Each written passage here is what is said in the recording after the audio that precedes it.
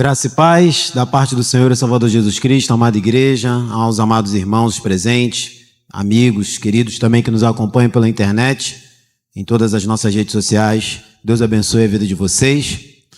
Irmãos, eu quero convidar você nesse momento para abrir o texto bíblico. Nós vamos fazer uma leitura em Efésios, capítulo 1. Quero falar de um tema importante, bíblico, teológico, porém esquecido pela vida da igreja. Mas queremos falar sobre esse tema porque vai nos trazer uma percepção de quanto precisamos ser igreja, não só na comunhão, mas também numa teologia que tem consciência que somos diferente do que o mundo tem oferecido de teologia. Esse conceito, essa doutrina, ela fortalece a nossa alma quando nós entendemos ela segundo as Escrituras. Primeira oportunidade que nós temos de abrir a Bíblia durante o dia. Muitas das vezes nós lemos os textos que nós temos a oportunidade de ler de uma forma muito mecânica, sem prestar atenção nas devidas nuances que o texto bíblico nos mostra. E muitas das vezes é isso que nos faz não conseguir diferenciar aquilo que é pregado na nossa igreja e também aquilo que é ensinado pela internet, pelo mundo, por pessoas que vêm falando coisas que parecem ser bíblicas, mas não são. Efésios capítulo 1, nós vamos ler os versos de número 3 até o 14. Essa perícope que vai nos mostrar um grande ensinamento da parte do apóstolo Paulo, uma oração que ele faz para a igreja de Éfeso. E essa oração traz um ensinamento teológico e profundo para nossas vidas que vai nos mostrar quanto o nosso Deus é diferente e único de tudo que tem sido demonstrado como Deus supremo, Deus verdadeiro.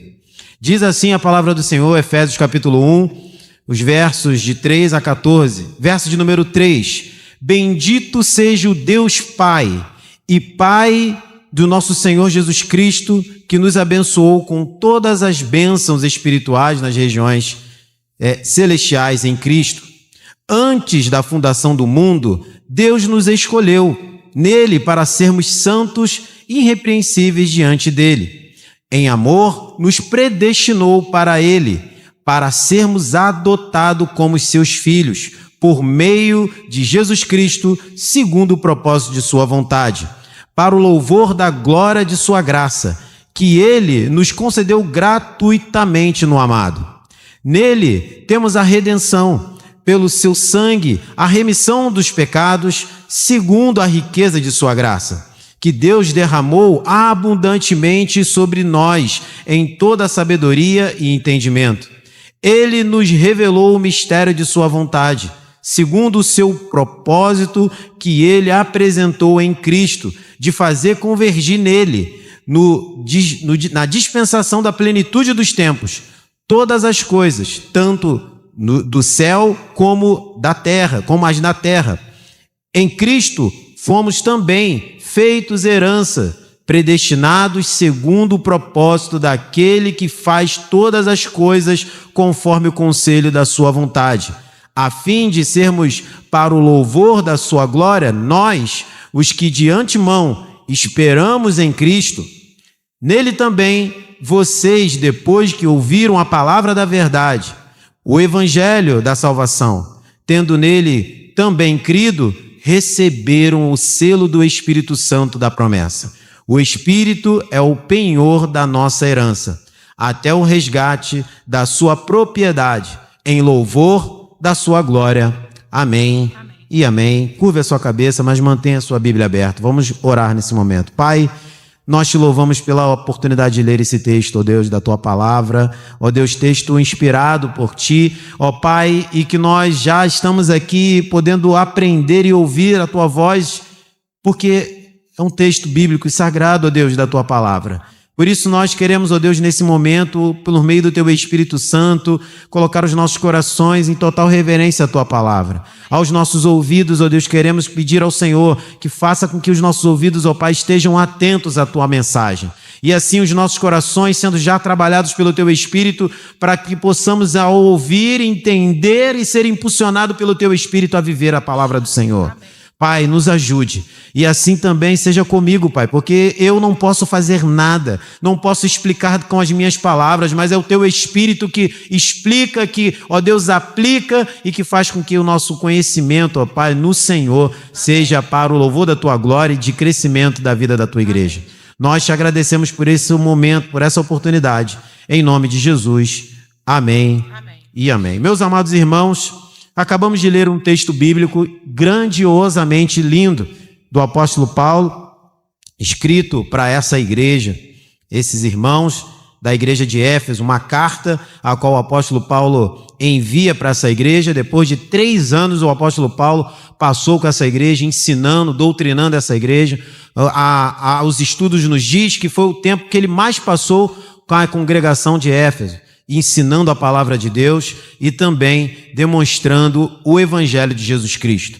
E Paulo faz isso com essa carta que é enviada para esses irmãos, provavelmente por volta do ano 60, e esse livro ao qual nós estamos lendo, nós vamos poder perceber, depois você até mesmo se desafiando a um devocional aí, maratonando nos capítulos depois posteriores, nós vamos ver que é uma carta teológica robusta para a vida da igreja, que vai trazer uma revelação do plano de Deus na salvação. Porque a igreja de Éfeso, nós sabemos bem, está situada numa cidade a qual a prostituição, a idolatria é constante naquele lugar. E a gente vai conseguir plenamente compreender que uma cidade a qual a idolatria, a adoração a falsos deuses, há muitas questões aqui que a vida da igreja dentro desse local, desse propósito que Deus coloca essa igreja, nessa cidade. O apóstolo Paulo, como pastor dessa igreja que ficou 3 anos, ele de forma doutrinária vai trazer os conhecimentos do evangelho para uma igreja que possa ser firme na palavra, certa daquele Deus ao qual os salvou. E nós queremos entender melhor esse texto que o apóstolo Paulo, nesse trecho que nós acabamos de ler, ele faz uma oração agradecendo a Deus e também fazendo nessa oração uma oração extensa, revelando uma doutrina profunda do conhecimento que ele tem de como ele vê o nosso Deus em sua ação. Vocês reparam que ele começa nos versos 1 e 2, numa pequena introdução, não se detendo muito nisso, mas na sua oração ele começa aqui esmiuçar quem é Deus e como o plano eterno de Deus se revelou para a salvação desses irmãos. Aqui no capítulo 1 nós vamos poder ver isso, a gloriosa obra da Trindade, desse Deus que é um Deus triuno, um Deus que se manifesta na figura do Pai, mas esse mesmo Deus também, que desce do seu trono de glória e poder, esteve entre nós, executando esse plano que antes da eternidade foi planejado, através da sua obra maravilhosa. Jesus Cristo, nosso Senhor, viveu entre nós, cumpriu a vontade do Pai e por causa disso foi à cruz e morreu, mas não morreu e ficou na cruz. Ele foi enterrado, ficou 3 dias, mas ressuscitou o 3º dia, ali vencendo a morte e chegando nos céus, gloriosamente ali, sendo esse que venceu a morte, sendo o herdeiro de Deus. Esse nosso Senhor e Salvador Jesus Cristo. Porém, irmãos, nós sabemos bem também que o nosso Deus, que subiu aos céus, disse com suas próprias palavras que enviaria o Consolador, aquele que estaria aplicando, fazendo no coração da igreja todo esse conceito, toda essa teologia, todo esse conhecimento de Deus ser entendido por aqueles que viveram ao caminhar com o Senhor e Salvador Jesus Cristo. O Espírito Santo de Deus, aplicado na vida dos crentes, puderam fazer com que eles pudessem avançar essa obra. A igreja de Éfeso, nós vamos entender melhor que algumas coisas estão acontecendo aqui. Essa igreja, no capítulo 2, nós vamos ver que há uma discussão, e o apóstolo Paulo vai tratar sobre isso, um pequeno problema que acontece ali, que já é um problema que vem acontecendo devido aos gentios sendo inseridos pelo nosso Senhor na igreja, porém os judeus dizendo, não, eles não podem, porque o evangelho não pode ser para eles. O Senhor não pode ter salvado esses gentios e os judeus tendo essa dificuldade da aceitação do evangelho chegando aos gentios. Porém, o apóstolo Paulo, no início da carta, ele faz essa oração por isso. Porque não é uma palavra do apóstolo Paulo à igreja somente, é uma oração falando: Senhor, faça com que eles entendam o plano eterno do Senhor, para que essa igreja assim acabe com essa divisão, acabe com essas questões que separam a vida da igreja. E o apóstolo Paulo continua no capítulo 3 tratando sobre como essa igreja deve entender a realidade do apostolado do próprio apóstolo Paulo como homem de Deus e também entender que Deus, o nosso Senhor e Salvador Jesus Cristo, chamou também, vocacionou os gentios, aqueles que não eram judeus e que estavam também naquela região, e que o evangelho estava sendo expandido naquela região, naquela província da Ásia Menor. E nós precisamos entender que eles estavam sendo chamados e se entregando ao Senhor e Salvador Jesus Cristo. No capítulo 4, o apóstolo Paulo fala: vocês precisam estar unidos. A igreja de Jesus Cristo precisa estar numa única unidade. O mundo não pode ver duas igrejas dentro de uma. O mundo precisa ver uma única igreja unida no Senhor, como uma só fé, um só Deus, um só Senhor. E assim o apóstolo Paulo vai ensinando essa igreja, trazendo ensinamentos ainda mais profundos para o núcleo da vida da igreja. Qual é o núcleo da vida da igreja, irmãos? A família. E ele vai trabalhar também como os pais devem ensinar os seus filhos, também como as mulheres e esposas devem se comportar como esposas e mulheres de Deus, e maridos, como vocês devem se posicionar como líderes de sua casa. Porém, o apóstolo Paulo começa a tratar isso de forma separada e dizendo também que o cristão ele tem obras e essas obras vão ser obras que vão gerar frutos e frutos que vão refletir a luz de Cristo, assim também como aqueles que não geram a luz de Cristo por meio das suas obras geram trevas, geram obras que não vão agradar a Deus. O apóstolo Paulo vai mostrando para eles como eles devem viver, como eles devem se comportar. E no final, irmãos, o apóstolo Paulo fala: tudo isso que eu estou falando com vocês, vocês precisam entender que vocês devem estar mais fortalecidos no Senhor. Não no meu ensinamento, mas na força do poder de Deus. Para quê? Para resistir os dias maus. Se nós pudéssemos entender de forma tão detalhadamente o profundo do cerne dessa questão da igreja de Éfeso, vamos ver que a teologia dela é uma igreja que teologicamente está sendo bem estruturada pelo apóstolo Paulo, mas tem grandes desafios daquela igreja naquela cidade, de muita prostituição, de muitas questões de adoração a outros deuses, e que, lembrando, irmãos, que os gentios estão sendo inseridos nessa igreja. E aí o apóstolo Paulo, ele fortalece a doutrina da igreja para que ela possa receber os gentios, ensinando eles no evangelho de Jesus Cristo. E nessa iniciação do capítulo 1, nós estamos vendo aqui uma coisa que a Bíblia em si, ela não fala, meus irmãos, diretamente sobre a doutrina da Trindade, ou a obra trinitária desse Deus que é triuno. Um Deus que em qualquer outra religião nunca vai se ver as características desse Deus. Então, esse nosso Deus, ele é único. Ele é um Deus da igreja de Cristo.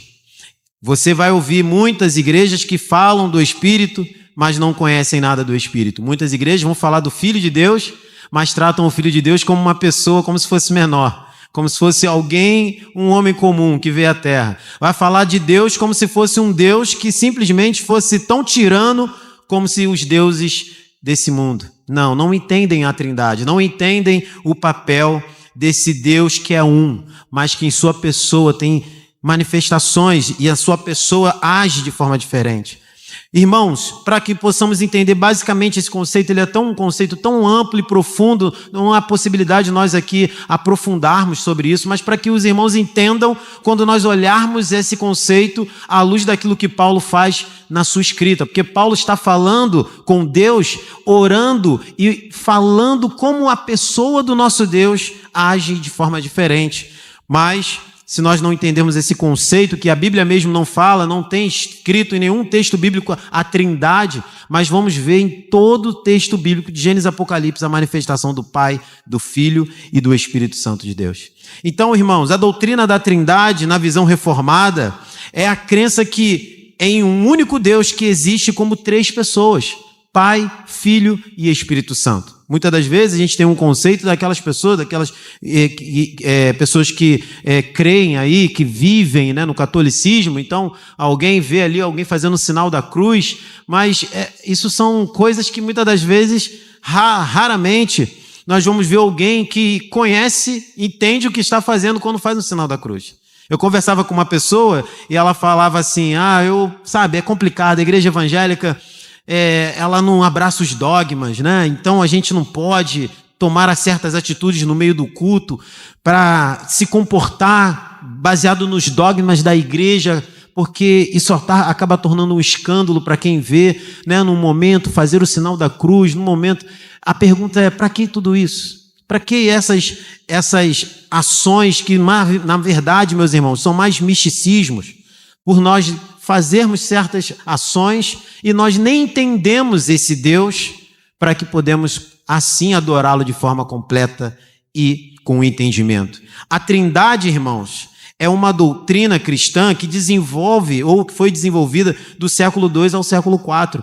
Isso os teólogos reformadores já falam sobre isso há muito tempo, não é algo que eu estou tirando da minha cabeça, mas é para mostrar que, antes deles, o apóstolo Paulo já tem esse conceito em toda a sua forma de crer. A palavra trindade, irmãos, vem do latim trinitas, que significa tríade, ou três em uma unidade. A trindade não é a crença de três deuses, mas sim a crença em um único Deus que se manifesta em três pessoas. É isso que o apóstolo Paulo vai dividindo na sua oração que ele faz ao nosso Deus.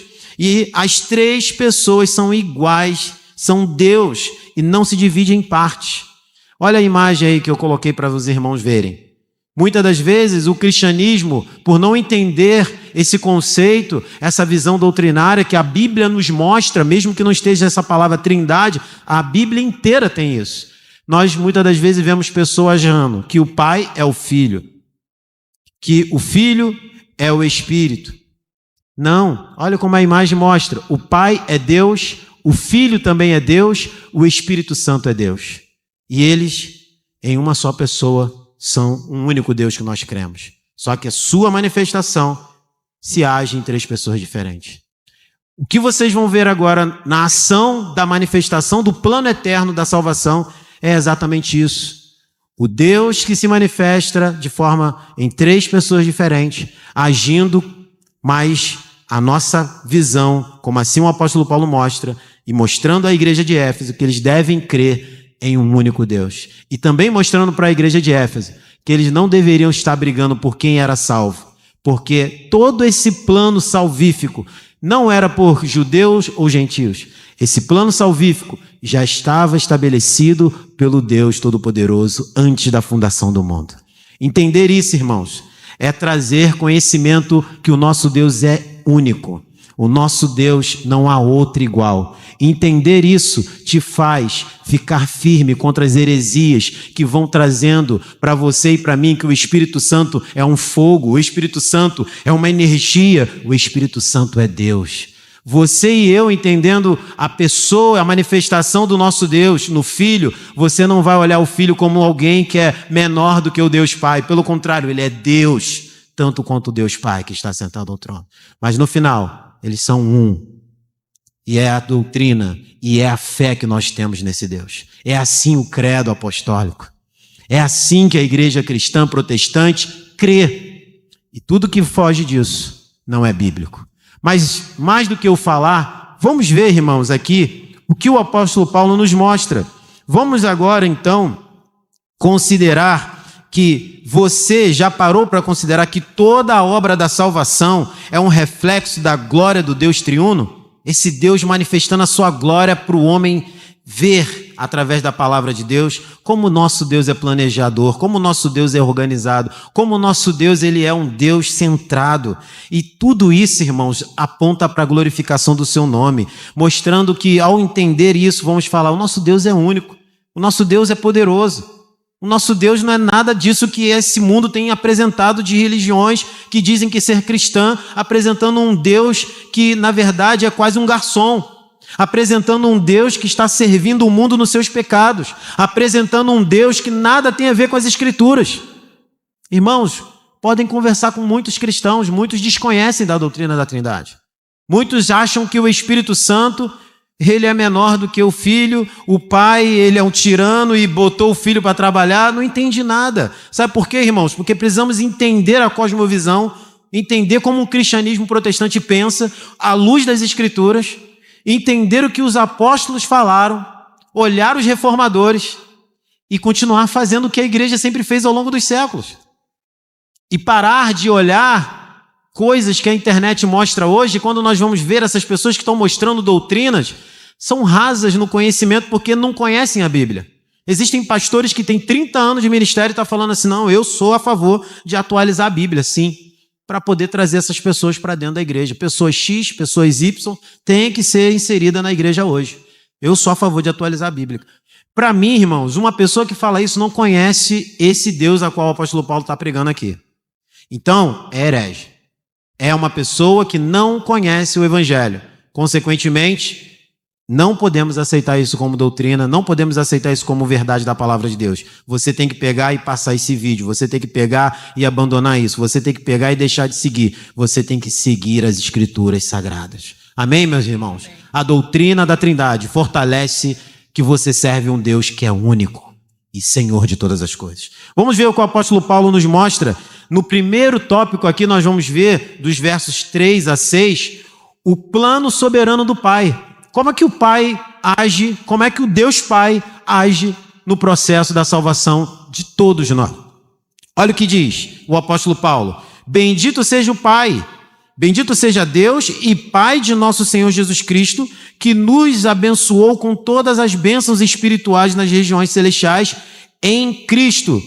Antes da fundação do mundo, Deus nos escolheu para sermos irrepreensíveis diante dele, em amor. Nos predestinou para ele, para sermos adotados como seus filhos por meio de Jesus Cristo, segundo o propósito de sua vontade, para o louvor da glória de sua graça, que ele nos concedeu gratuitamente no amado.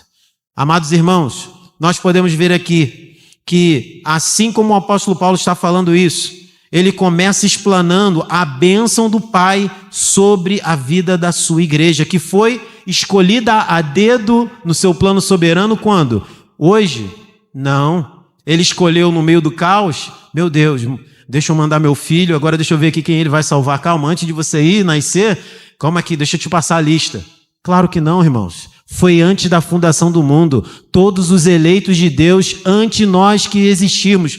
Totalmente antes, totalmente num plano que nós nem podemos imaginar. Nesse plano eterno, o Senhor já tinha elegido, já tinha escolhido os seus.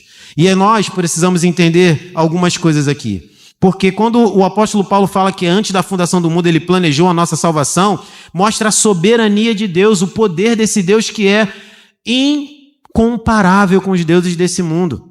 Mostra também, meus amados irmãos, que ele nos escolheu para sermos santos e irrepreensíveis. Sabe o que é isso? Deus nos escolheu com um propósito. Então, qual é o tema da nossa revista na escola dominical? Uma vida com propósito. Sabe o que é isso? Mostrando para cada servo de Deus que você não foi chamado para ser simplesmente um crente que fica escondido no meio da igreja. Você tem um propósito.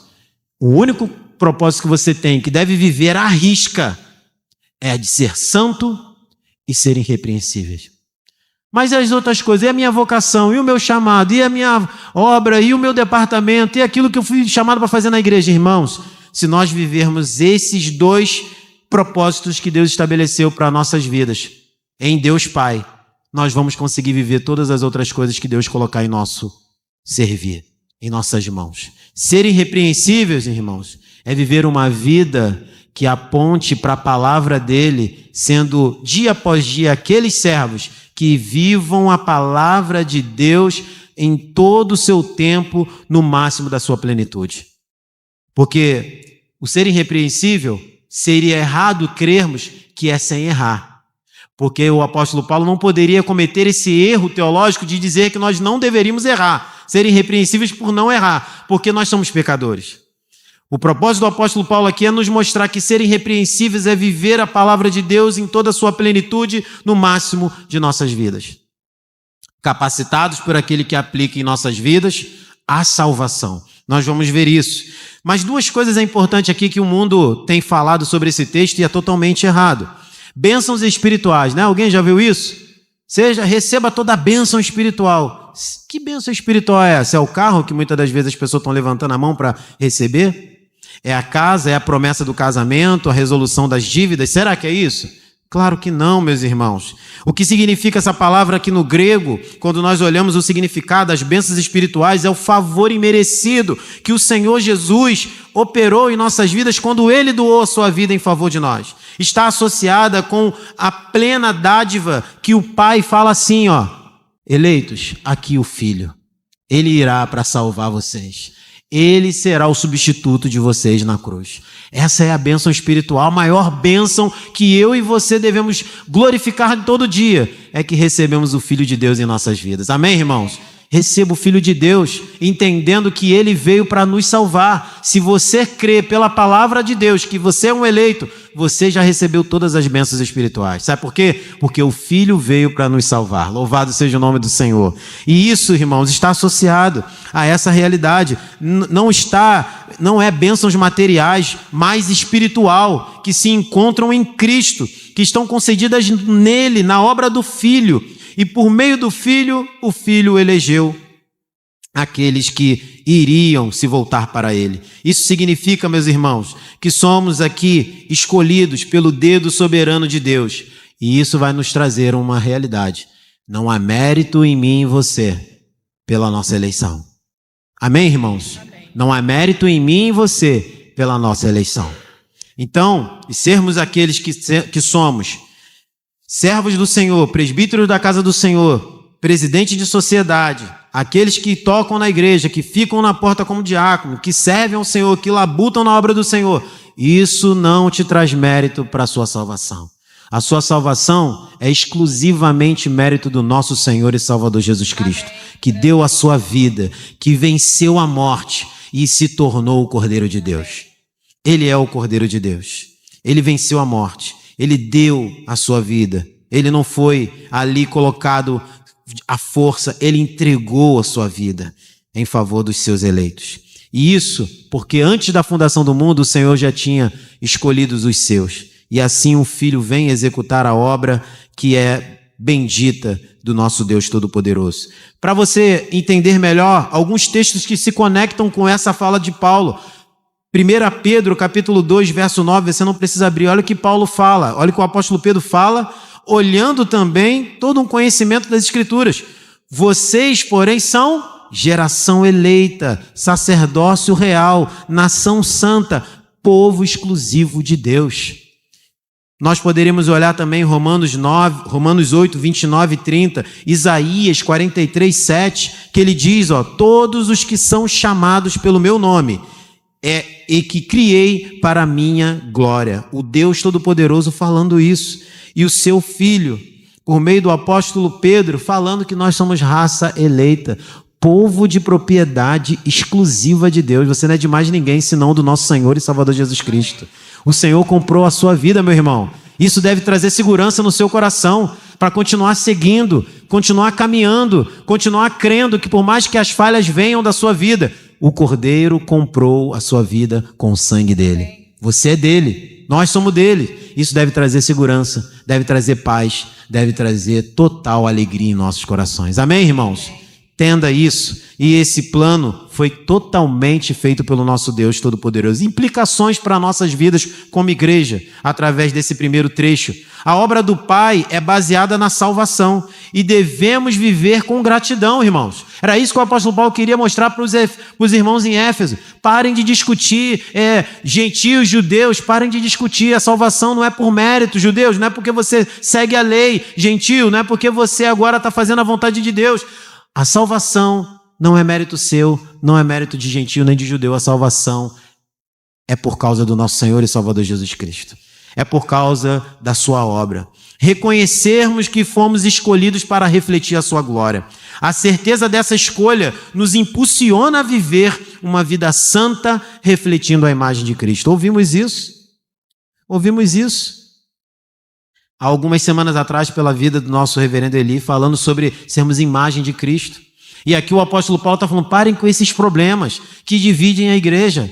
Por isso que o apóstolo Paulo, ainda mais no capítulo 2, ele começa falando em relação que todos, e ele se inclui, lá no verso 1, ele vos deu a vida quando vocês estavam mortos em suas transgressões e pecados. Está falando para a igreja de Éfeso, vocês estão discutindo em questões de quem é salvo, quem faz parte da igreja ou não, mas a salvação não veio de vocês.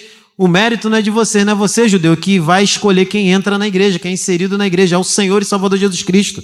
Ele é o executor dessa obra e o Pai deu a ele aqueles que deveriam ser eleitos e escolhidos. E ele fez a obra do Pai em obediência. Agora, irmãos, com base em tudo que nós vimos que o nosso Deus fez, por isso que você precisa entender que a doutrina da eleição não só é bíblica, mas é maravilhosamente segura no nosso Senhor. Muitos que não entendem ficam inseguros em crer porque acham que é complexo demais em olhar como um Deus que salva antes da fundação do mundo as questões. E por que ele não faz isso? Sabe que a pessoa, ele já não elegeu, por que ele permite a pessoa passar por isso? Questões teológicas que não dá para se discutir aqui, meus queridos. Mas a gente precisa entender que se fosse por você e eu, nunca estaríamos vivendo a plenitude de tudo que estamos vivendo hoje. Olhar a palavra de Deus e ter a certeza que fomos salvos pela graça do Senhor e Salvador Jesus Cristo. É bom demais saber que não está em nossa responsabilidade a questão de fazer o processo para sermos escolhidos por Deus. Graças a Deus está em tuas mãos, Senhor. Porque se fosse por mim, eu faria como Adão também. Eu seria omisso, eu cairia nos enganos de Satanás. Mas é por causa dele, ele me elegeu, ele me salvou. Eu não sendo merecedor de nada, mas ele me salvou. E tudo isso está planejado, foi planejado antes da fundação do mundo. O nosso Deus não é um Deus do acaso, não é um Deus de última hora. O nosso Deus é um Deus planejado. Agora olha, irmãos, no texto bíblico, o que o Filho executou. Essa obra não é uma obra comum. Muitas das vezes as pessoas, Jesus morreu na cruz, morreu, ressuscitou o terceiro dia, glória a Deus. Tem gente quase pensando assim, se olhar bem, eu acho que eu era capaz de fazer isso aí que Jesus fez.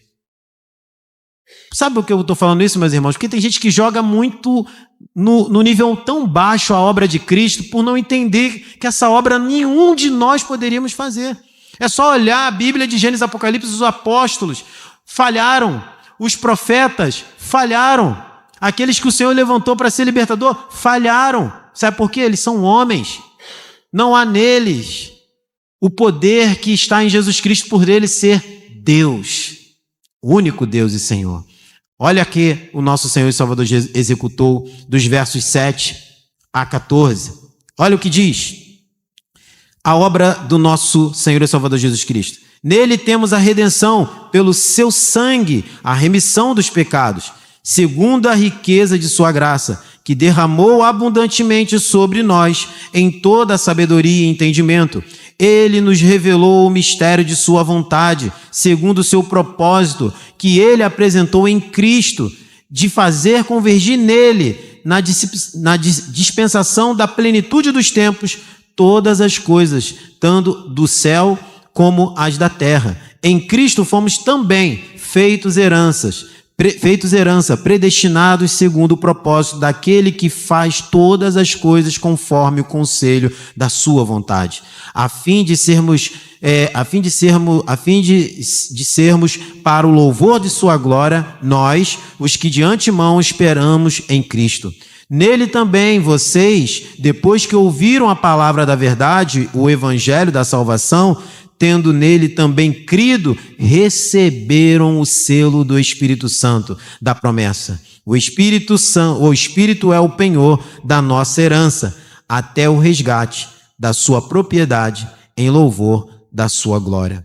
Irmãos, podemos ver aqui o apóstolo Paulo revelando em Cristo que toda a redenção foi através do seu sangue. O sacrifício perfeito que Jesus Cristo fez foi para perdoar os nossos pecados. O Filho cumpriu a vontade do Pai, que foi planejada antes da fundação do mundo. Que coisa maravilhosa, irmãos. A pergunta é, como eu e você poderemos fazer isso? Como eu e você podemos ser detentor de convergir para sermos salvos? Você precisa fazer algo para Deus manifestar o seu poder e assim te salvar. É impossível. Essa doutrina, ela é louca. E muitos de nós, infelizmente, cremos nela porque temos aquela questão da queda e que faz com que o nosso ego, a nossa vontade, seja colocada até nos quesitos espirituais que estão além do nosso limite. E nós queremos muitas das vezes fazer parte dessa glória que somente pertence a Deus.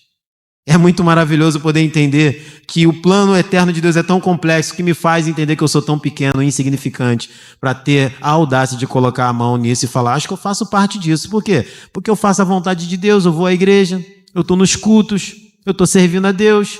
Então o Senhor fez a obra e agora por Ele fazer a obra em minha vida, eu estou também agora colocando tudo que Ele fez em prática. Não, você está vivendo pela graça, você está vivendo pela manifestação do amor que explode o nosso coração de dentro para fora e faz a gente viver a vontade de Deus pela graça, com a ajuda do Espírito Santo, que a gente vai ver no final, que se não fosse Ele, nada disso faria sentido na nossa cabeça. Estaremos como o mundo, olhando com um ponto de interrogação na cabeça, falando, o que isso faz sentido na minha cabeça? Sabe por que não faz? Porque o Espírito Santo que aplica a palavra não pode fazer nada na vida daquele que não tem o Espírito. Quem não tem o Espírito Santo de Deus, é impossível entender a palavra. Agora, irmãos, se nós somos do Senhor, fomos eleitos por esse Deus e também entendemos a obra realizada na cruz desse Filho maravilhoso, glorificador de toda a humanidade, precisamos entender isso pelo poder do Espírito Santo. Por isso que só um Deus pode fazer a nossa mente caída entender esse plano tão poderoso e eterno. Irmãos, a palavra redenção aqui, ela tem um peso profundo. Significa libertação por meio de um preço. Não foi um preço de moeda, não, irmãos. Foi o sangue de um Deus que estava sentado ao trono e que se fez homem e se colocou entre nós para doar a sua vida. Por favor, daqueles que eram bons, não era isso, irmãos? Não. Em favor daqueles que eram horrivelmente pecadores. Por isso que muitos se assustam quando nós entendemos que esse Deus que odeia o pecado, quando o pecador está no lamaçal, ali incrustado naquela vida totalmente longe de Deus, o Senhor também, infelizmente, com a sua pureza, a sua santidade, Ele não está ali agradando-se da postura do pecador. Ele também está pronto a descer a justiça dele sobre o pecador. Mas Ele é Deus misericordioso, irmãos. Em todo tempo Ele vai intentando, ali Ele vai se manifestando a sua manifestação da sua palavra, investindo a mensagem do Evangelho, fazendo com que o pecador se volte. Ele fala, Ele chama. E naqueles que Ele de fato salvou ao momento certo, que quando essa palavra bate no coração, é irresistível o pecador fazer força e conseguir vencer a palavra. Se o Senhor o chamou, haverá um dia que ele cairá de joelhos, seus olhos serão abertos, sua mente será aberta, e ele se voltará para o Rei da Glória e fará, Senhor, a Ti a minha vida a partir de hoje, somente a Ti toda a honra. Nesse momento, o coração do pecador está sendo transformado de dentro para fora.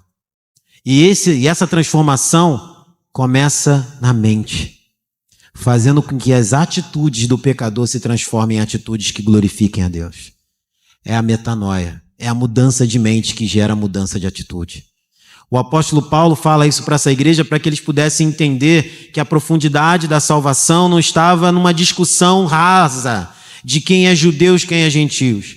O plano eterno já tinha sido estabelecido pelo nosso Deus.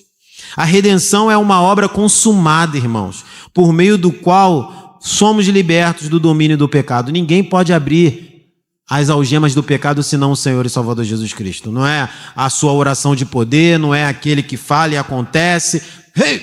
Pronto, não tem isso não. É o poder da palavra de Deus pregada. E aí o Espírito Santo faz o trabalho que nenhum homem pode fazer e que muitos estão tentando fazer. Luz apagada, banquinho, tecladinho baixinho, fazendo aquela luz para envolver a pessoa, ou então o grito, né? O eis que te digo, e tantas coisas que nós estamos vendo para tentar convencer a pessoa que ela precisa de Cristo. Irmãos, o pecado não é brincadeira. O pecado é o câncer que não tem cura pelas mãos dos homens. O pecado é o câncer que só pode ser curado pela mão dos médicos, o Senhor e Salvador Jesus Cristo. Amém. É por isso, irmãos, que entendemos quando falamos de perdão, está relacionados ao alto poder da libertação de alguém de uma dívida. Um transgressor que não poderia pagar de maneira nenhuma essa dívida, só aumentava essa dívida, e vem alguém e fala: eu absorvo essa dívida, eu pago essa dívida. Mas como? Com o meu sangue. O Senhor e Salvador Jesus Cristo fez isso, irmãos. Ele suportou a ira de Deus sobre ele para salvar pecadores. Quando nós fomos salvos, nós não estávamos em boa condição.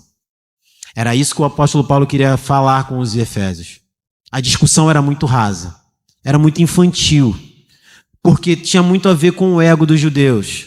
Tinha muito a ver também com a questão dos gentios agora quererem entrar na igreja e não querer se suportar, ou melhor dizendo, aceitar as doutrinas que muitas das vezes estavam tentando entrar pelos judeus. Vocês precisam circuncidar-se. Vocês precisam se ajustar ao judaísmo. Não.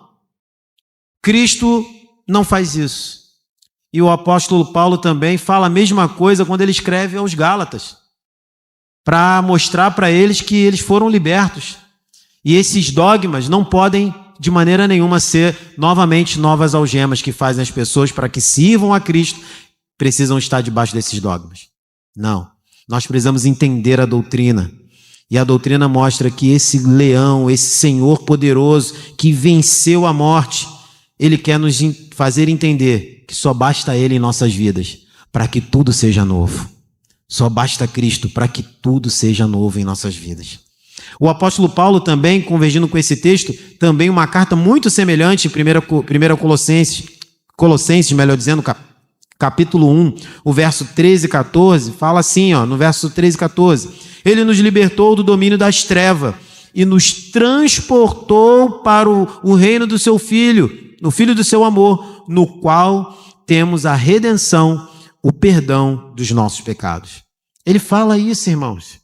E isso mostra também para a igreja de Colossos que eles estavam sendo atacados por uma heresia maluca de tantas coisas que estavam acontecendo na igreja: adoração a anjos, dogmas, misticismo, o conhecimento que muitas das vezes estavam sendo levados para que eles pudessem entender que só poderiam falar, ter a vida com Deus através do conhecimento. E o apóstolo Paulo fala: nada disso. Vocês precisam crer na obra que o Senhor e Salvador Jesus Cristo já realizou. E ele relembra tudo isso. A melhor forma de combater a heresia dentro da igreja ou fora, que vem de dentro para fora, é voltarmos para a obra de Cristo. Se firme nesse fundamento, meu irmão, minha irmã, para que você, ao sair daqui essa noite, não seja influenciado por uma doutrina que não é bíblica, aonde diminui a presença do Espírito Santo na vida da igreja, aonde aumenta a presença do Espírito Santo sem ser aquilo o Espírito Santo, aonde faz o Filho ser um homem comum, ou aonde faz o Filho ser o Deus e não crer no Deus Pai. Tem muitas igrejas aí que estão acreditando em Deus Pai e Deus Filho, Jesus Cristo, sim, mas o Espírito Santo? Não, o Espírito Santo não existe. Tem igreja que não acredita no Espírito Santo. Aí tem pessoas lá dizendo que essa igreja é evangélica. É uma igreja dessa pode ser cristã, bíblica? Possível, só olhar as Escrituras. Os nossos erros, muitas das vezes, são por nós não conhecermos as Escrituras. O apóstolo Paulo está falando isso. Parem de brigar por essas coisas.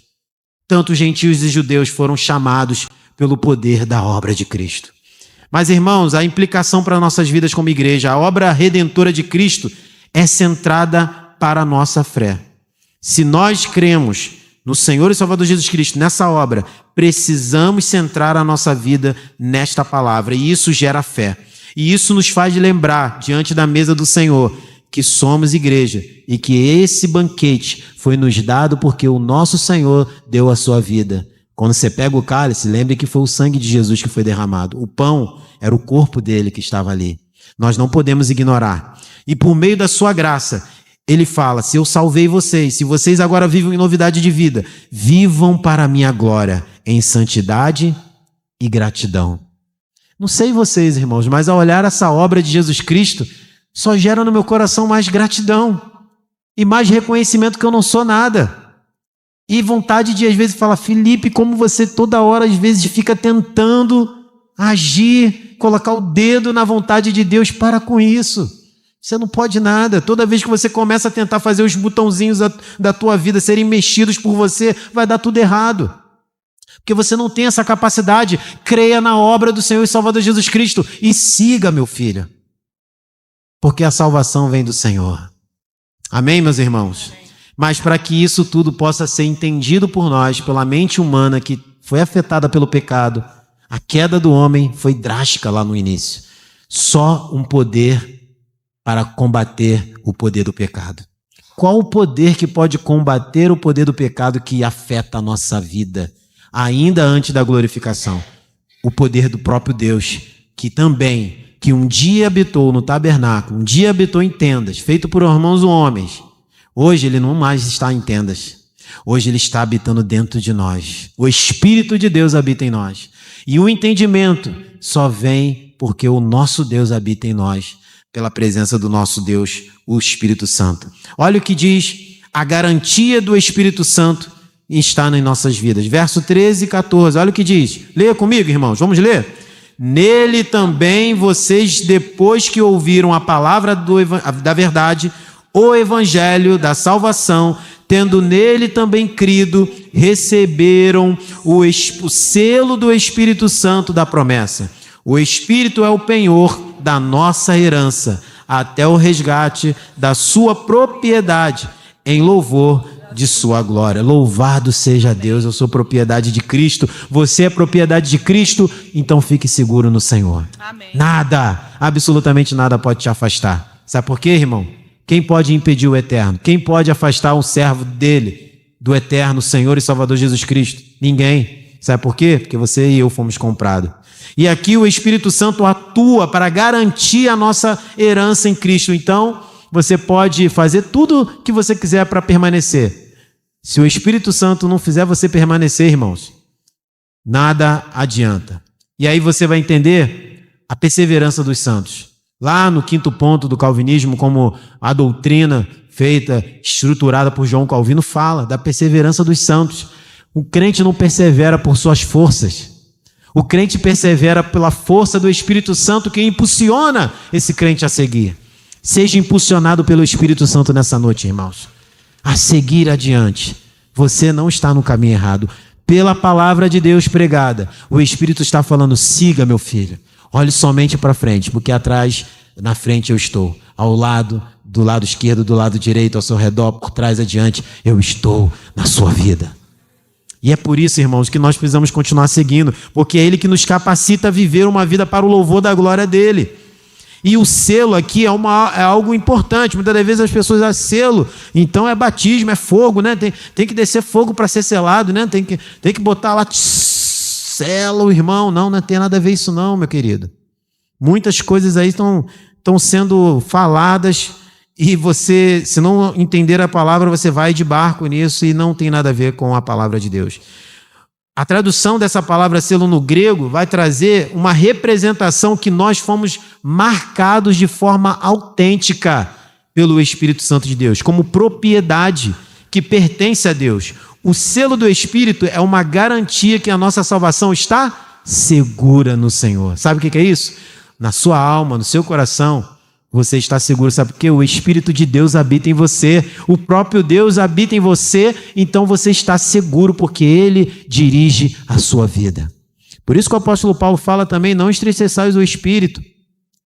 Fortaleceis-o no Senhor e na força do seu poder.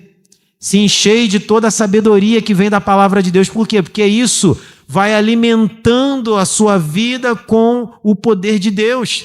E você segue adiante, sendo assim blindado dessas heresias, dessas falsas falácias, desses falsos ensinos que nesses tempos que estamos vivendo está sendo disseminado, levantado. E muitos crentes que começam certo e falam, olha, eu estou saindo, estou começando agora a entender que para mim agora é o catolicismo que é a verdade, agora para mim é tal X religião que é a verdade, agora eu sou igreja em casa, sigo a Cristo, está dentro de mim, não preciso estar em igreja, estou caminhando sozinho. Sinto te dizer que se o Espírito Santo de Deus não mudar o seu coração em tempo oportuno, por Ele mesmo, pela sua vontade soberana, no dia que você estiver diante do trono branco, você não vai ouvir o que você espera ouvir.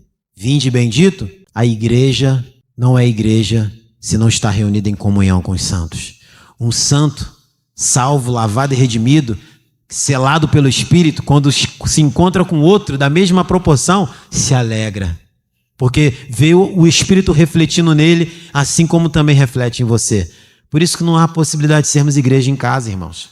O Espírito Santo é a presença do próprio Deus que habita em nós, garantindo a nossa salvação. O Espírito Santo é o Consolador. O próprio Senhor e Salvador Jesus Cristo disse que ia enviar o seu Espírito para nos capacitar a viver de acordo com a sua vontade. E ele disse também que nos últimos dias, quando estivéssemos diante das autoridades, diante de situações que, o que vamos falar, Senhor? Calme, o Espírito colocará aqui as palavras em seu coração, em sua boca. Sabe por quê? Somos guiados por esse Espírito. Esse é o nosso Deus. Olha o que diz, um texto que converge também com esse texto do apóstolo Paulo, próprio texto também do apóstolo Paulo, em 2 Coríntios 1, 22. Ele diz, ele também nos selou e nos deu o Espírito em nosso coração como garantia. Meu irmão, que clareza é essa? Louvado seja o nome do Senhor. A palavra de Deus é a palavra do nosso Senhor. E quais as implicações sobre a vida com o Espírito Santo em nossas vidas, como igreja, como o Espírito Santo deve viver em nossas vidas, como nós precisamos entender essa vida com o Espírito. O Espírito Santo é a nossa garantia de que somos filhos, só Ele pode te botar a certeza, aquela certeza que o apóstolo João fala que todo crente tem de ser salvo, é por causa do Espírito Santo, não é arrogância não, eu sou salvo, não é assim. A certeza da salvação é porque você, dia após dia, entendendo a obra de Cristo, você consegue entender que mais você depende, mais você precisa, mais sem Ele você nada pode fazer. E isso vai, sabe o quê? Te dizer o seguinte, agora, meu filho, você está entendendo o quanto eu manifesto o meu poder na sua vida. Isso é entender a salvação. O apóstolo Paulo fala lá para frente, nos capítulos posteriores, quando ele fala em relação a ser cheio do Espírito Santo. Por quê? Porque o ser cheio do Espírito não é uma questão de que é manifestado nas igrejas que nós vemos hoje. Mas o ser cheio do Espírito Santo são ações práticas que mostram o cristianismo na íntegra, refletindo os ensinamentos de Jesus. Como é que o apóstolo Paulo ensina isso? Maridos, ame suas esposas. Se você ama a tua esposa a ponto de dar a vida por ela, isso é uma demonstração que você é cheio do Espírito Santo. Mulheres, sejam submissas aos vossos maridos. Sabe por quê? Porque uma mulher submissa ao vosso marido entende o seguinte, o meu marido é submisso ao Senhor e o Senhor colocou um plano na vida dele para que nós possamos seguir. Então eu sou submisso àquele plano que está sobre a vida do meu marido, que é o plano de Deus. Eu vou me submeter. Isso é uma mulher cheia do Espírito Santo. Filhos, obedecei aos vossos pais. Sabe por quê? Vê na vida dos pais a presença do Senhor. Não uma presença só de atitude, mas uma presença de declaração, de expressão que vem de dentro para fora de quem ama o Senhor com sua vida. Muitos pais dão até exemplos, mas no secreto eles fazem coisas que desagradam a Deus. Nós estamos falando daquele amor que mesmo quando seu filho não te vê, o Senhor e Salvador Jesus Cristo sabe que você o ama, que a sua vida está totalmente nele. Irmãos, devemos buscar sua presença continuamente e viver de acordo com suas orientações. Ele nos dá força para perseverar na fé, cumprindo a missão de Deus em nossas vidas. Igreja, precisamos buscar o Espírito Santo de Deus? Sim, precisamos ser cheios do Espírito Santo. Como você busca o Espírito Santo? Olhando as Escrituras, meditando nas Escrituras, uma vida de oração, uma vida de comunhão com a igreja. Isso é buscar ser cheio do Espírito Santo. É viver a palavra de Deus. Não é esse movimento que muitas das vezes a gente vê aí, não, irmãos, que está parecendo com mais uma doutrina de demônios do que realmente uma busca de vida com o Espírito. E ser cheio do Espírito Santo, irmãos, não é essas loucuras que nós estamos vendo que muita gente diz que está cheio na hora, após o culto acaba, está na fofoca, está na situação de falar da vida do outro. Não é isso, estamos falando de questões que vão mudar as nossas vidas. O apóstolo Paulo fala isso para essa igreja, sejam cheios do Espírito Santo, para que o cristianismo, dessa obra que foi aqui planejada pelo Pai, executada pelo Filho e também aplicada pelo Espírito Santo, esteja em todas as áreas da vida de vocês. Amém, irmãos? Isso é uma verdade para a vida da igreja. Eu quero só deixar algumas aplicações para as nossas vidas. Primeiro, adore o Deus triuno. Você só pode adorar o Deus Pai, Deus Filho e Deus Espírito Santo, entendendo que eles são uma só pessoa, mas que se manifestam de formas diferentes em nossas vidas. Confie no soberano Deus. A soberania de Deus, irmãos, ninguém pode mudar. Então, se Deus é soberano, Ele está com a vida da sua igreja em suas mãos. Louvado seja o nome dEle. Valorize a obra de Cristo. Quando você deixa de estar no meio da igreja, no corpo de Cristo, quando você troca o dia do Senhor por coisas que não tem nada a ver com a vontade de Deus, você não está entendendo e não está valorizando a obra de Cristo. Valorize a obra de Cristo. Sirva a Deus como fosse o último dia de sua vida. Entregue o seu tudo ao Senhor, porque mesmo entregando o nosso tudo, isso ainda não significa nada. Mas todos os dias, dando o nosso melhor, o Senhor será glorificado. Dependa do Espírito Santo. Vamos parar de confiar na força do nosso braço, irmãos. Essa igreja, em alguns momentos, e quando nós olhamos também a carta do apóstolo João, vemos as questões que ele escreve para algumas igrejas. A igreja de Éfeso também está nessa questão, e muitas das vezes a teologia da igreja faz com que ela acredite no seu braço, na sua força. Não confie na força do seu braço. Igreja Presbiteriana de Marechal Hermes, vamos depender do Espírito Santo de Deus, amém? Sabe por quê? É Ele que opera a obra nessa igreja. Não é os nossos esforços, não é a sociedade, não é se reunindo todo mundo aqui, não é as orações de domingo, não é as orações de terça, é isso que vai mover a obra, é isso que vai fazer o sobrenatural. É o Espírito Santo de Deus que vai manifestar o seu poder na vida da nossa igreja. Creia nisso e vamos viver por essa vontade. Amém, meus irmãos? E eu concluo dizendo que se você, nessa noite, entendeu toda a revelação do nosso Deus através da vida do apóstolo Paulo, nessa manifestação gloriosa de como o Deus Pai manifesta o seu poder, assim como o Deus Filho também e o Deus Espírito Santo, tudo isso, irmãos, deve fazer você render louvor e honras e glórias somente ao Senhor, demonstrando a você que você serve um Deus que é único. Nenhuma das outras religiões desse mundo, que nós podemos ver que não tem nada a ver com o Evangelho, apresenta uma teologia tão sólida e verdadeira e firme como essa. Nesta, eu te garanto, você não está correndo perigo. Nesta teologia bíblica que aqui o apóstolo Paulo fala, você e eu estamos seguros como igreja. E eu termino mostrando uma frase que um dos grandes homens de Deus de todas as histórias que nós vemos aí, muitos conhecem esse homem, Jonathan Edwards. Ele fala em relação à teologia da Trindade. Deus é glorificado na salvação dos homens de tal forma que todas as pessoas da Trindade compartilham igualmente da honra da nossa redenção. Deus Pai é glorificado, Deus Filho é glorificado, Deus Espírito Santo é glorificado. E os três, sendo um só, toda a Trindade, um único Deus, deve ser glorificado de tal forma pelas nossas vidas. Que você, como igreja, venha todos os dias refletir a glória desse Deus triuno, anunciar ao mundo a salvação e assim viver pela presença do Filho, dependendo do Espírito Santo e confiando na soberania do Deus Pai. Curva a sua cabeça e vamos orar nessa noite. Igreja Presbiteriana de Marechal Hermes, deixe seu like, se inscreva no nosso canal e deixe seus comentários.